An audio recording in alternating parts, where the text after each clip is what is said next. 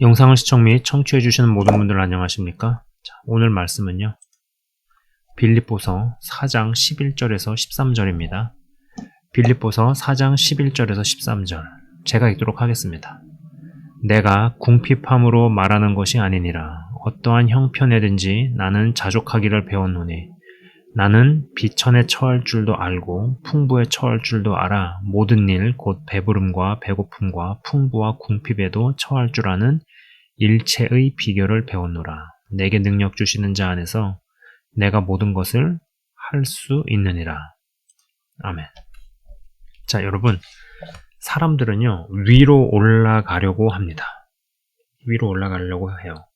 그것이 지위가 되었든 재산이든 여건이든 환경이든 더 좋은 쪽으로, 그리고 더 상승을 하려고 하죠. 거의 대부분은 그렇습니다. 그런데 위로 올라갈 수 있는 것도 힘들고 어렵죠.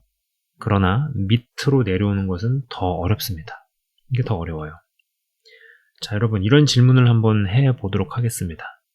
가난만을 경험한 사람이 가난을 견디는 게 쉬울까요? 아니면은 가난했다가 어떻게 위로 상승해서 이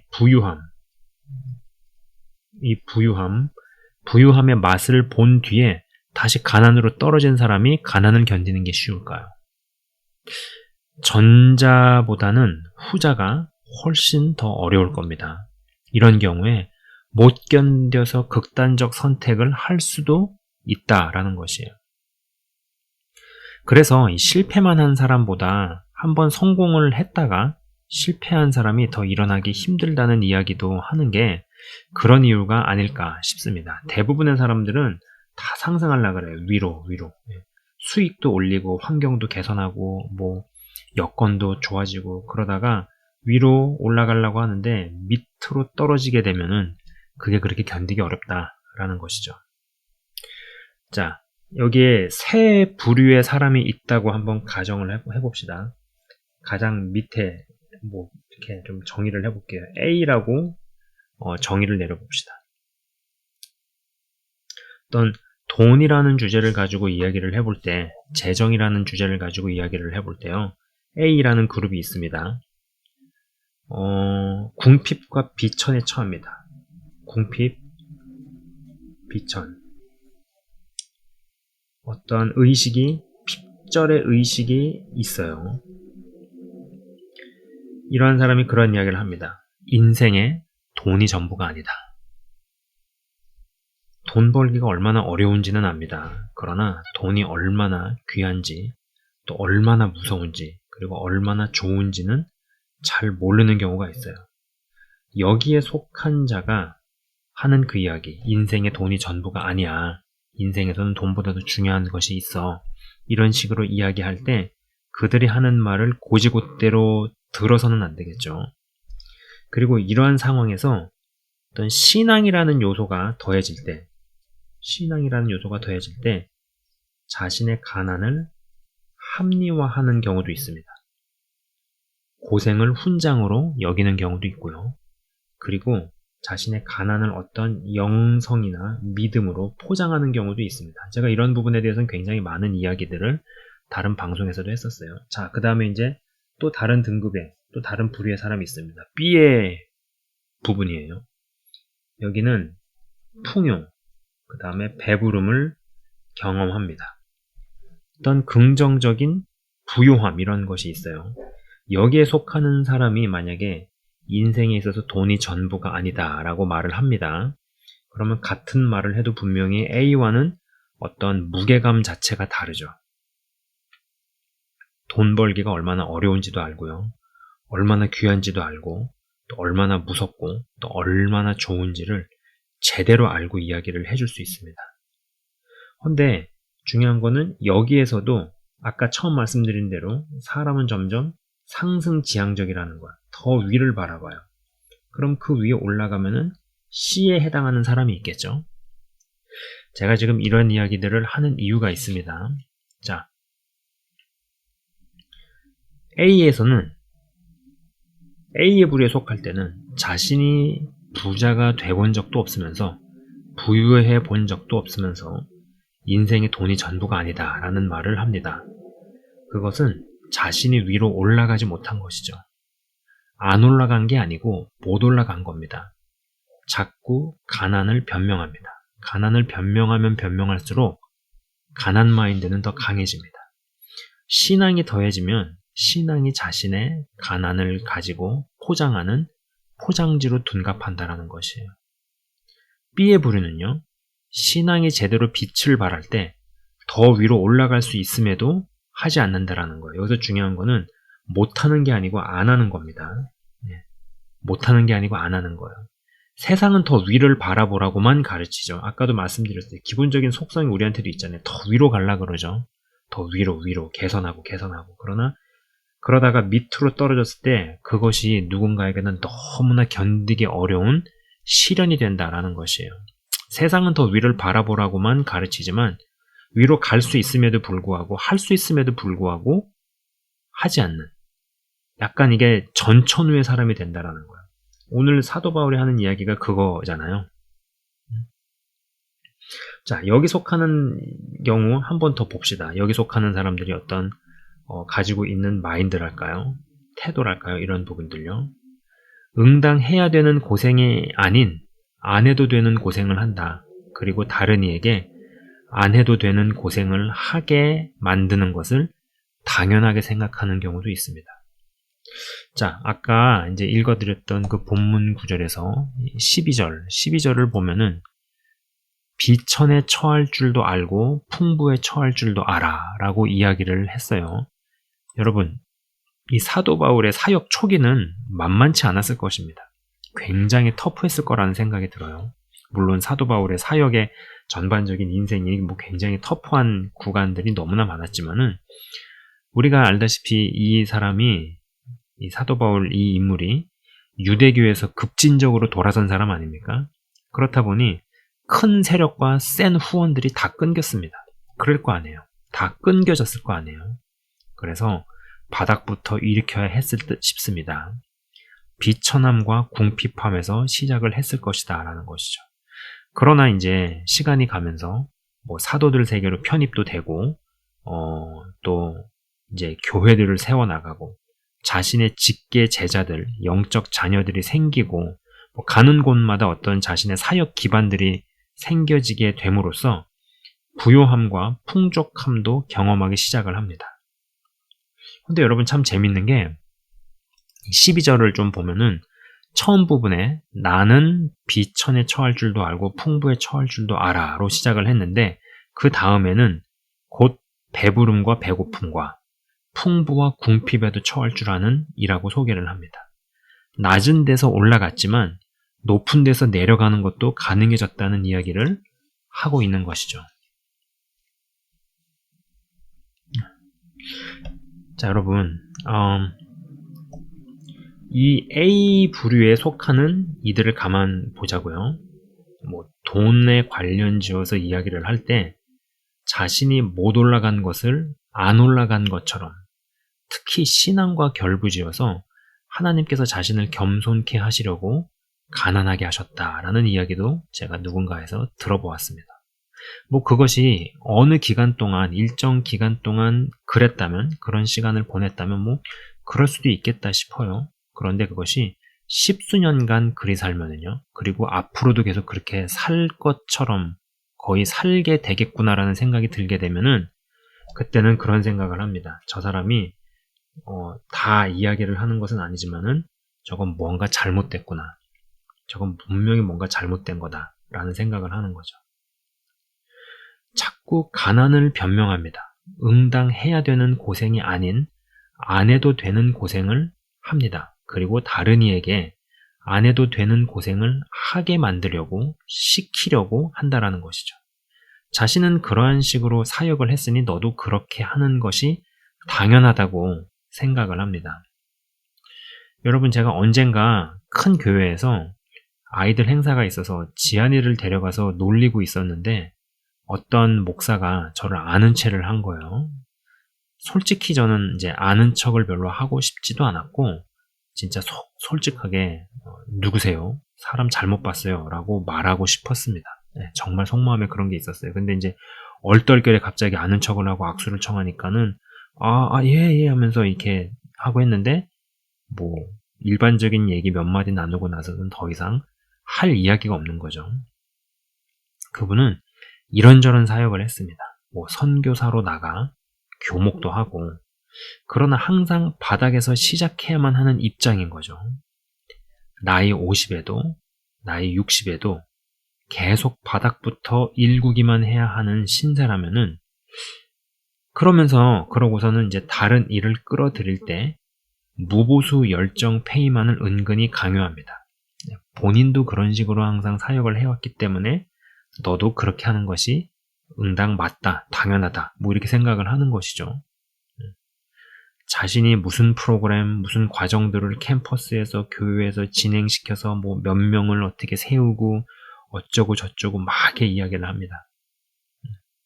그러면서 본인 말로도, 본인 입으로도 본인이 그렇게 이야기를 하는 것이었어요. 부인이 말하기를 꼭 고생할 일만 벌리고 사역비도 제대로 못 받는 일만 한다고, 본인이 제대로 된 대우나 사역비를 쉽게 생각을 하다 보니 다른 사역자들도 자신 같은 줄 압니다. 그 다른 사역자들이 가정이 있고 생계가 있는데 다른 사역자들도 자신 같은 줄 알아요. 사역을 같이 하자면서 열정 페이는 당연하다는 듯이 이야기를 합니다. 심지어 자기 주머니에서 돈 나가는 일도 아니기에 교회나 단체에 이야기만 잘 해주기만 해도 또 다른 사람이나 사역자에게 길을 놔주거나 기회를 줄 수 있는데도 또 절대 그렇게 하지 않습니다. 이러한 부류는요, 누구를 남의 돈으로 도와주고 나면 생색은 대개 내겠구나 라는 것이었죠. 문득 그러한 생각도 들었습니다. 이런 분이 교회의 담임 목회자이면은 그 교회의 교인들도 영적으로는 전혀 실속이 없는, 아니 여러 면에서 실속이라고는 참 찾기 힘든 케이스로 전락하게 될지도 모르겠다는 생각이 많이 들었었습니다. 여러분, 이 사람을 보면은요, 어떤 일을 보면 외부적으로는 평이 너무 좋아요. 남들에게만 너무 좋은 사람입니다. 친절한 사람이고, 자비로운 사람이고, 도움 주는 사람이고. 그러니까는 남들 입장에서는 그런 사람이 뭐 싫을 게 없는 거죠. 나쁘게 말할 이유가 없는 거죠. 그러나 가족들 입장에서는 전혀 아닙니다. 가족들 고생시키고, 가족들만 힘들게 하고, 이런 거죠.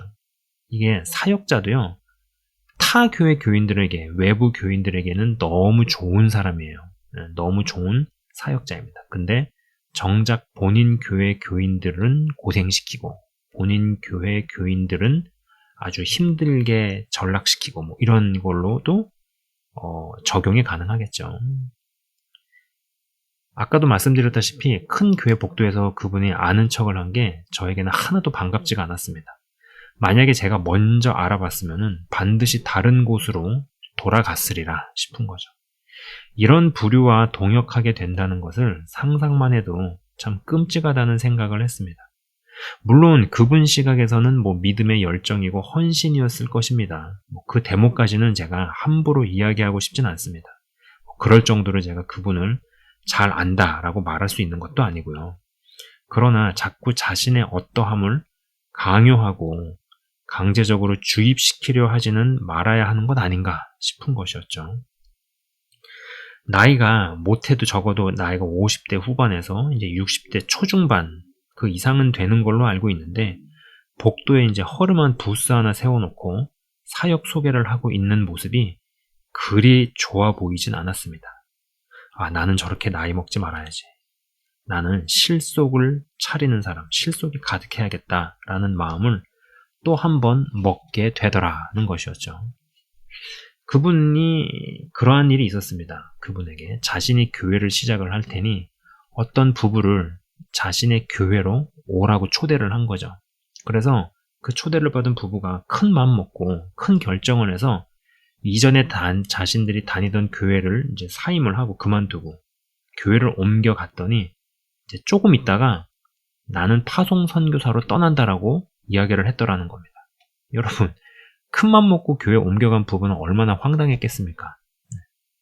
밖에 나가서 타 교인 외부인들 대상으로 사역을 했습니다. 뭐 사역적 열매들이 어떠할지는 이건 제가 판단할 수 있는 영역이 분명 아니죠. 그러나 중요한 것은 본질은 엉망이 되었기에 선교사 기간 끝나고 돌아와도 다시 바닥부터 자신이 무언가를 해야 한다는 것인데, 여러분, 사역자도 나이를 먹고 늙잖아요. 나이가 60이 돼서도 70이 돼서도 계속 저러한 상황이기만 하고 이러한 상태라고만 한다면 저는 그분이 그리 될 것 같다는 생각도 좀 드는 거였어요.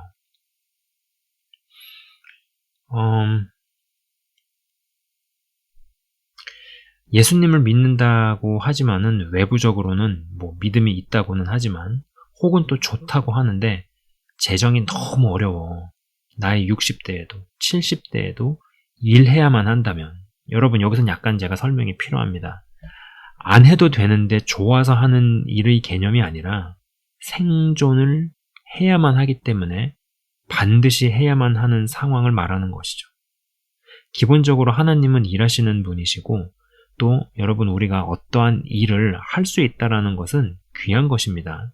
그러나 이건 믿는다 하면서도 무언가 좀 잘못된 것이다 라는 생각을 하는 거죠. 여러분 이 실상에서 정말 실속을 차릴 수 있는 거 굉장히 중요한 겁니다. 저는 그래서 그 분을 보면서 실속은 하나도 없는 어떤 사역자의 모습을 보이는 게 아닌가라는 생각을 하게 된 거죠. 물론 뭐 어떠한 벌려놓은 하는 여러 가지 일들에 대한 평가는 저의 몫은 아닙니다. 그러나 보여지는 부분에서 과연 저렇게 안 해도 되는 고생만을 하게 되어지는 거, 그리고 나이 60이 넘어서 또 70이 넘어서도 계속 어떤 사역을 해야 하는 이유, 내몰려서 하게 되어지는 그러한 상황, 맨날 항상 바닥부터 일궈야 되는 그런 상황으로 간다라는 게 과연 정말 실속이 있는 것인가, 과연 삶을 잘 살아오신 것인가, 이러한 생각도 하게 되는 거죠. 여러분 주변에서도 또 우리가 이런 걸 경험하지 않습니까? 남들에게, 타인들에게는 굉장히 관대하고 도움도 많이 주고 또 재정적으로도 많이 유익을 베풉니다. 근데 정작 자기 가정, 자기 가족들은 너무 힘들게 만드는 사람, 타 교인이나 외부인들에게는 굉장히 은혜를 끼치고 그들을 상대로 해서 굉장히 많은 사역들을 합니다. 그러나 정작 자신의 본교회 교인들, 또 자신과 직접 연결되어져 있는 사람들에게는 그렇지 못하게 된다면 과연 한번 생각해 봐야 되는 부분이 아니겠는가라는 것이죠. 제가 잠깐 기도하고 마치도록 하겠습니다. 하나님 아버지 감사합니다. 생각의 거품을 거두어내는 것이 참으로 어렵습니다. 우리 가운데서 실상을 못 보게 만드는 것들을 제거하여 주옵소서. 허상에 속아서 허세를 부리지 않게 하옵소서. 정말 실속을 챙기는 자들, 그리고 모든 보여지는 현상적인 것들은 다 보이지 않는 것에서 말미암습니다. 보이지 않는 부분에서의 온전한 변화로 말미암아 실상을 제대로 파악하고 그리고 실속을 취할 수 있는, 그것이 영적으로든 그리고 자신의 인생에 있어서든 인생 전반이든 또 재정적이든 모든 무슨 영역이 되었든지 간에 실속을 잘 챙기고 나아갈 수 있는 한 사람 한 사람 다 되게 하여 주옵소서. 감사합니다, 주님. 영상을 시청 및 청취하시는 한 사람 한 사람을 주의 이름으로 축복합니다. 믿음의 장성한 분량으로 정말 건강하게 잘 자라나게 하옵소서. 예수 그리스도 이름으로 기도드리옵나이다. 아멘. 지금까지 시청 및 청취해 주셔서 대단히 감사합니다.